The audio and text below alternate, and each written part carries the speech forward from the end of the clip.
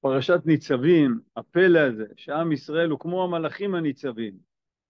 ניצבים, תוכן מוחלט של טהרת הנשמה הישראלית. זה פלא, אבל הדברים לא הולכים קל. כל ההתחלה של הפרשה עוסקת עד כדי שממת הארץ, וכל הגויים מתפלאים מה קרה פה. כי צריך לדעת שבבריאה הזאת אין רק את חוקי הטבע של האטומים והאלקטרונים והחשמל, יש עוד חוקים, יש חוקי המוסר האלוקי. כשעם ישראל הולך בדרך השם, הכל פורח, הכל משגשג, ואם לא, אז גופרית ומלח, כל הארץ, הארץ והעם, זה לא הולך. המציאות לא יכולה לקלוט את עם ישראל אם הוא לא מיושר אל עצמו.